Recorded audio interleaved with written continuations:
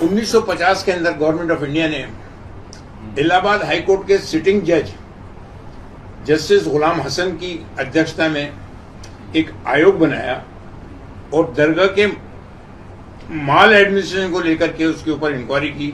उसके अंदर जब उन्होंने यहाँ आकर के पूरी जानकारी ली, खोजबीन की, मालूमात की, डॉक्यूमेंट्स देखे और पुराने दस्तावेज की रोशनी के अंदर उन्होंने जो अपनी रिपोर्ट सबमिट की वो गवर्नमेंट ऑफ इंडिया के पटल पे है 1950 की। इसका पेज नंबर 18 के ऊपर बिल्कुल क्लियर कट वर्डिंग्स हैं कि उस जमाने में ये सब कच्चा था।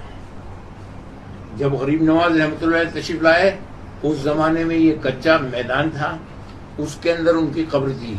जहां पर कब्र होगी और वो भी कच्ची, 150 साल तक आपका मजार कच्चा रहा, बिल्कुल भी वहां कोई पक्का कंस्ट्रक्शन नहीं था, तो उसके नीचे टेम्पल कहां से आ गया भाई। अभी दरगाह को लेकर कंट्रोवर्सी बनी हुई है और भ्रांति की बयानात जो हैं वेरियस चैनल्स पे और उस पे आ रहे हैं, उसको देख करके मेरे को खुद मंजर आम पर आना पड़ा कि एक्चुअल पोजीशन आप लोगों के नोटिस में ला दी जाए ताकि ये जो बयानात आ रहे हैं इसके ऊपर अंकुश लग सके और जो वस्तु स्थिति है और जो सही हिस्ट्री है वो पब्लिक के नोटिस के अंदर पब्लिक के सामने आ जाए।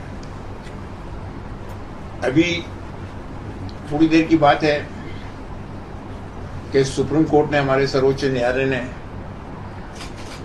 संभल को लेकर के जो ऑर्डर पारित किया है उसके लिए मैं पूरी प्रशंसा करता हूँ, धन्यवाद देता हूँ और लोगों से ये अपील करता हूँ कि वो इस आधार पे अमन शांति बनाए रखें और अपनी ओर से ऐसा कोई काम नहीं करें कि जिससे कंट्रोवर्सी पैदा हो।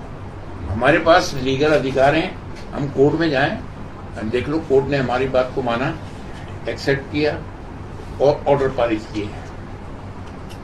इसी तरह से अजमेर की दरगाह के सिलसिले के अंदर ये कंट्रोवर्सी की गई है कि हरबिलास शारदा साहब की किताब है, ये 1910 में लिखी गई, 1920 में इसका री एडिशन हुआ, 1940 में फिर इसका हुआ। उसके अंदर पेज नंबर 92 पे बिल्कुल क्लियर कट वर्डिंग्स हैं। हरबिलास शारदा साहब हिस्टोरियन नहीं है, नंबर 1, वो एक एजुकेटेड आदमी थे। उन्होंने अपनी नॉलेज के हिसाब से जो उनकी जानकारी के अंदर आई उस वक्त, कब 1910 में, उसके अंदर बिल्कुल क्लियर कट ये दिया हुआ है कि ट्रेडिशन सेज, ट्रेडिशन का मतलब क्या होगा, ऐसा कहा जाता है, ऐसा सुना जाता है, ट्रेडिशन सेज, बस इस वर्ड के ऊपर ही आ रहा हूं मैं और कुछ नहीं। बाकी जो उसको कहना है वादी को, उसने कोर्ट में कह दिया। हम जो कुछ भी जवाब देंगे वो कोर्ट के अंदर देंगे और लीगल वे के अंदर देंगे। हमारी भी एडवोकेट्स का पैनल है, अजमेर का अलग है, हाई कोर्ट का अलग है, सुप्रीम कोर्ट का अलग है, हम उनसे चैनल बनाए हुए हैं, हो सकता है वो आ जाए यहाँ पर। इसी दरगाह का जो 800 साल का इतिहास है, जब गरीब नवाज रहमतुल्लाह का एक्ट गवर्नमेंट ऑफ इंडिया पास कर रही थी, एक्ट नंबर 36 1955, उससे पहले 1950 के अंदर गवर्नमेंट ऑफ इंडिया ने इलाहाबाद हाई कोर्ट के सिटिंग जज जस्टिस गुलाम हसन की अध्यक्षता में एक आयोग बनाया और दरगाह के माल एडमिनिस्ट्रेशन को लेकर के उसके ऊपर इंक्वायरी की। उसके अंदर जब उन्होंने यहाँ आकर के पूरी जानकारी ली, खोजबीन की, मालूमात की, डॉक्यूमेंट्स देखे और पुराने दस्तावेज की रोशनी के अंदर उन्होंने जो अपनी रिपोर्ट सबमिट की वो गवर्नमेंट ऑफ इंडिया के पटल पे है 1950 की। ये इंक्वायरी कमेटी रिपोर्ट है, ये इसका लेना चाहे आप फोटो ले सकते हैं। इसका पेज नंबर 18 के ऊपर बिल्कुल क्लियर कट वर्डिंग्स हैं कि उस जमाने में ये सब कच्चा था। जब गरीब नवाज रहमतुल्लाह तशरीफ लाए उस जमाने में ये कच्चा मैदान था, उसके अंदर उनकी कब्र थी। अब साइकोलॉजी पॉइंट ऑफ व्यू से आप खुद अंदाजा लगा सकते हैं कि जहां पर कब्र होगी और वो भी कच्ची, 150 साल तक आपका मजार कच्चा रहा, बिल्कुल भी वहां कोई पक्का कंस्ट्रक्शन नहीं था, तो उसके नीचे टेम्पल कहां से आ गया भाई, पहली चीज।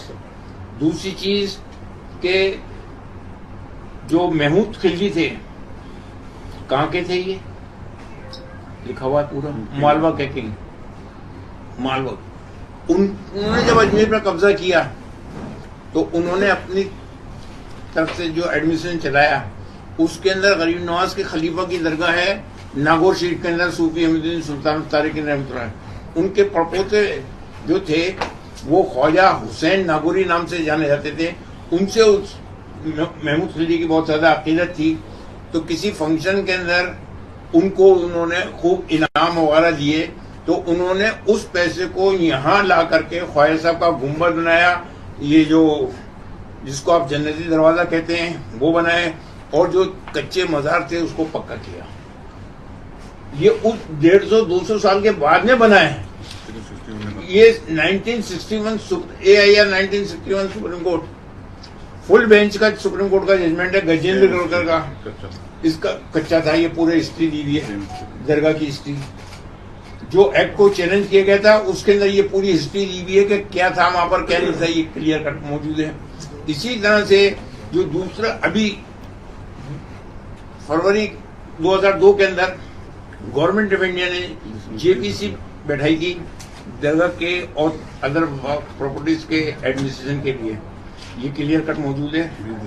20 दिसंबर 2002 को ये राज्यसभा ये पटल पे रखी हुई है। इसके अंदर जो उन्होंने स्टोरी दी है दरगाह को लेकर के, ये पेज नंबर किसके ऊपर है?